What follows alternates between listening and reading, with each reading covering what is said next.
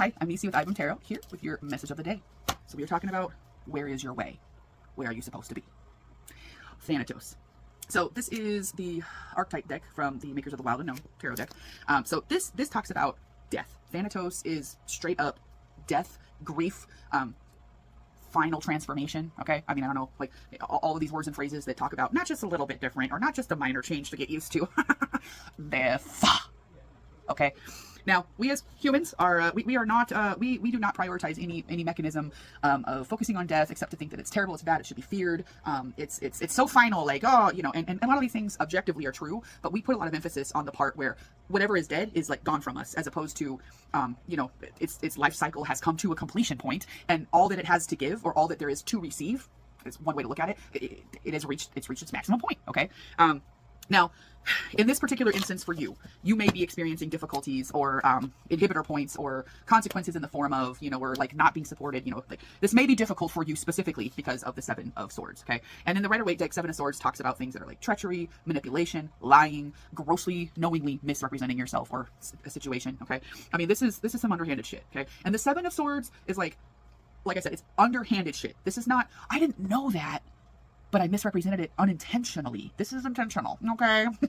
So the first thing that it makes me wonder is, did someone or something die, and that thing did you wrong? That thing, you know, didn't have, if it was a person, you know, maybe it was a family member or like a loved one that like never saw you, you know, never helped you, always had negative shit to say, or even underhanded, like, you know, like always plotting against your ass or something like that. Or if it was a job you're trying to let go of, maybe you're like, oh, I need the money and the income, but my fucking boss, man, like whatever it is, this, you're trying to grasp and struggle with the grief process of something that between it and you is something that has, from your perspective, or something you're clinging onto, is that you've been done wrong somehow. Okay.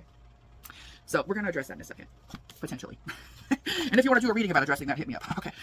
What is in favor, or what is here to support you in this process? The inverted wheel of fortune. In this deck, it's just called the wheel, but it's the wheel of fortune. Inverted.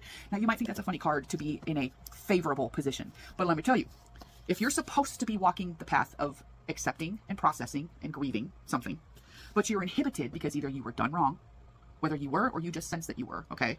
Your focus is here. It's not here. So let's take away avenues for you to continue bumbling down that in the long run, when all is said and done, aren't going to actually do you any favors in the thing that you're going to have to process one way or the other, regardless of what's getting in your way or not. Think of the blessing coming in the form of an inhibition to engaging in other things that are not this goal, okay? What is your incentive to do this? Why should you even try? Why do you care? The Bardo.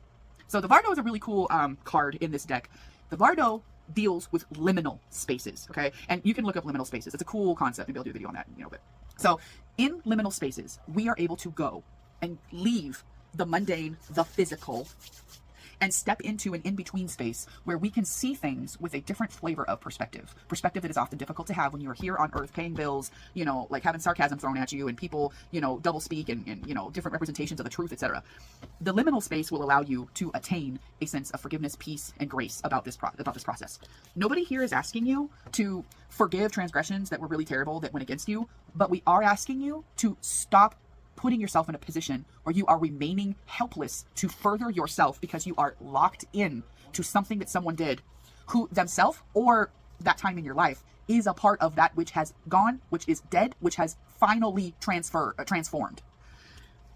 Sometimes it's not about what they said, it's about how you're able to transmute it. And this is one of those times, okay? This is not going to be easy, so give yourself grace. And if you need a reading or if you need any energy work or, you know, spiritual, you know, spell work, spell crafting help, hit a bitch up. Have a good day.